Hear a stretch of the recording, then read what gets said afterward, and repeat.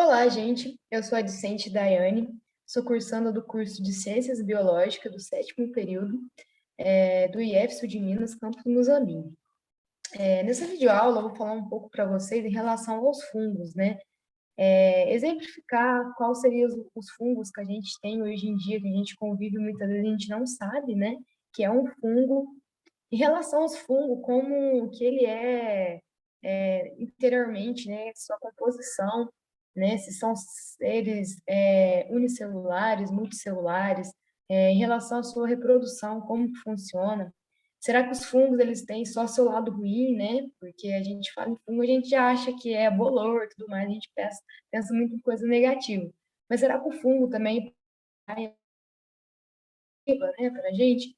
Então, ao decorrer dessa aula, eu espero explicar para vocês um pouco, né, em relação aos fungos e falar também esse lado também que seria positivo dos fungos em nossas vidas, tá?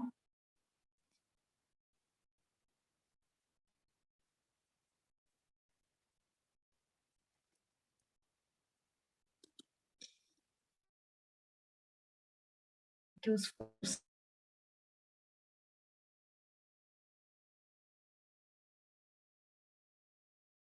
eucariontes são aqueles que possuem núcleo verdadeiro, que no caso, né, ele é envolvido por uma membrana. E são heterotróficos, a maioria, que são aqueles que conseguem produzir o seu próprio alimento. Não são todos, tá? Mas a maioria são heterotróficos.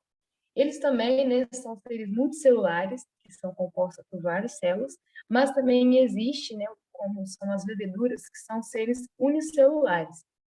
A gente tem também que a maioria dessas espécies, né, são conhecidas de fungo, são os terrestres, mas também tem as peculiaridades que tem algumas espécies aquáticas, tá? A gente também tem que nem todos os fungos, né, são saprófagos.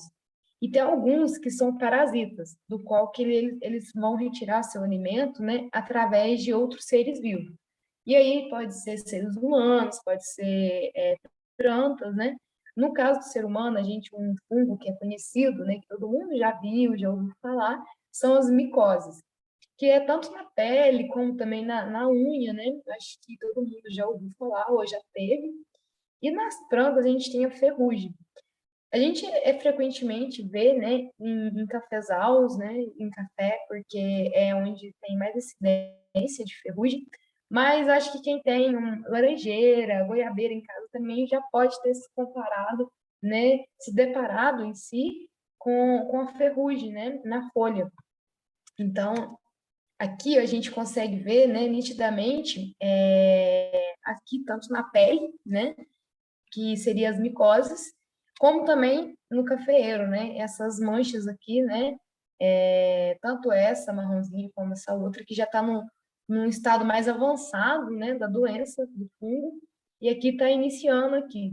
Então, são doenças, né? Que se não foram intermediadas com remédio, com tratamento, pode fazer com que a planta morra, né? Então, tem que ter todo um cuidado, todo um preparo para a gente ter um processo de desenvolvimento para ajudar a planta, né, a se recuperar, tanto mesmo também nos seres humanos, que também tem medicamentos, são uso tópico, mas também chega no grau, né, no desenvolvimento da doença, que também tem que tomar o remédio.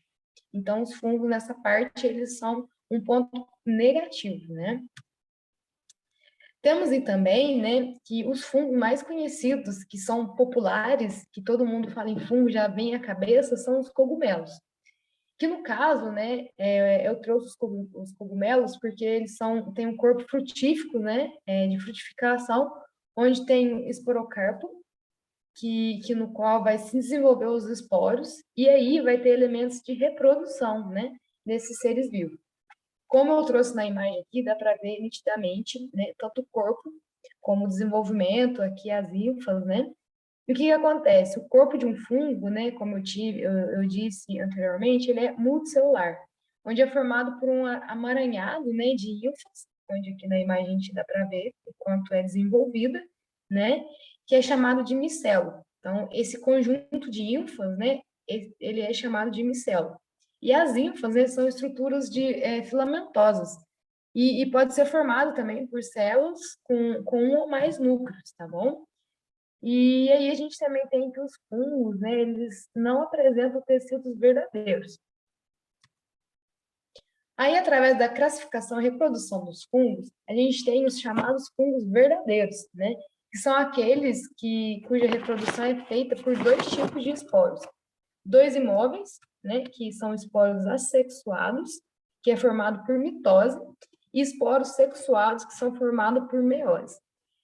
Recapitulando um pouco, né, o que seria meiose e mitose, a gente tem que a mitose, ela é do termo, né, que temos o resultado de duas células filhas geneticamente idênticas.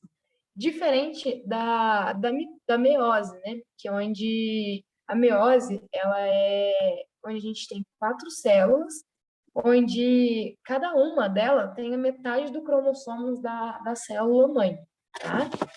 Então, aí o exemplo, né, de reprodução assexuada ocorre o crescimento de brotos a partir da célula-mãe, que é chamado de brotamento. A gente tem os mofos, né? A gente sabe que esse desenvolvimento, que essa reprodução, o período dela de um dia para o outro aumenta muito, né? Então, essa reprodução é um processo reprodutivo bem rápido que ocorre, né?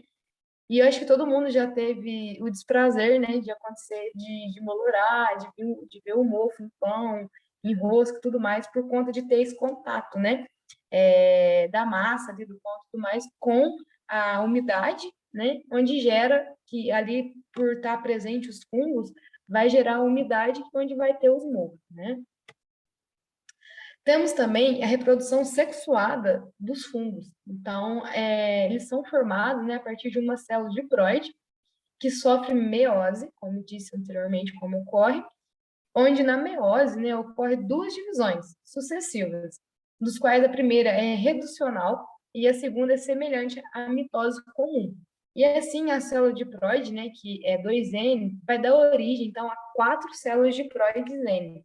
Então a imagem também aqui que eu trouxe demonstra qual seria então essa reprodução sexuada.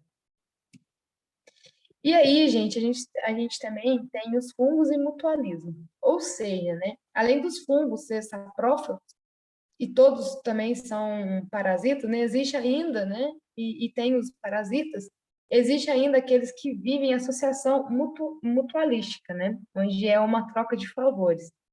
Como a maioria dos líquens, né, que são associações entre fungos e algas, eu acho que todo mundo já viu, né, em madeira, em beirada de estrada onde tem murião, né, a gente consegue ter a presença desses links, né, que são essas plantas aqui que eu trouxe na imagem, né, que parece fungo, também parece um mofo, né, mas não é, tem uma resistência, tem uma casca ali. Então, esses links, né, podem ser observados em vários lugares da natureza, em árvores, tronco de árvores, tudo mais, né, muros, telhado, etc. E uma coisa interessante em relação aos links, né, é que essas espécies, né, são extremamente sensíveis a lugares que têm muita poluição. Então, a poluição atmosférica, onde estiver, a gente não vai conseguir encontrar os links, né? Então, ela apresenta uma quantidade significativa de baixa poluição no ambiente, onde elas estão proliferando ali, né? Então, isso é um ponto positivo quando a gente vê isso em algum lugar. Aí a gente também tem os fungos que podem ter associação mutualística com raízes, que no caso são as micorrizas. O que acontece em relação às micorrizas? É interessante porque as plantas que apresentam as micorrizas, a água e os sais minerais que podem entrar na raiz, né? Elas entram através das linfas também do fungo. Em alguns casos, o fungo cresce dentro da célula, da raiz mesmo, das plantas, né? E as linfas atravessam a parede celular, que vai atingir o solo, do qual vai absorver, né? Água e sais minerais que passam, né, para a planta. Então, assim, ela tem mais abertura, né? Ela na raiz tem mais contato ali, então a absorção de sais, de água ali do solo vai ser uma quantidade maior, né, para a planta. O que significativamente vai ser positivo também, né? Vai ser de boa ação para a planta. E aí, né, qual seria então os fungos benéficos ao ser humano? Eu trouxe aí que os fungos, né, eles podem ser benéficos tanto em medicamentos, bebidas e alimentos. Por quê, né? Medicamentos, um exemplo de medicamentos que são utilizados fungos são os antibióticos, né? Que através das ações químicas liberadas pelos fungos, que eles conseguem captar isso e produzir os remédios, né? Em relação a tanto vinho como queijos e tudo mais, essa relação dos fungos também, eles são positivamente porque essa ação química que eles liberam faz com que haja uma fermentação e ali o queijo, tanto o queijo como o vinho, né, possa ter uma cura, aonde tem um sabor, uma coisa bem diferente do que a gente está acostumado com coisas que são frescas, né? Então, isso é um ponto positivo que os fungos têm e que agregam, né, muito em vinho, em bebidas, né, principalmente nos medicamentos. E aí, aqui também na imagem do meio, né, a gente traz também que são, muitas vezes, alimentos que podem ser ingeridos, né? É, então, assim, vendo num ponto de vista industrial e tudo mais, os fungos nessa parte, eles são muito bons, né? Eles ajudam muito e tem essa diferença, né? Que tem seus pontos positivos e seus pontos negativos.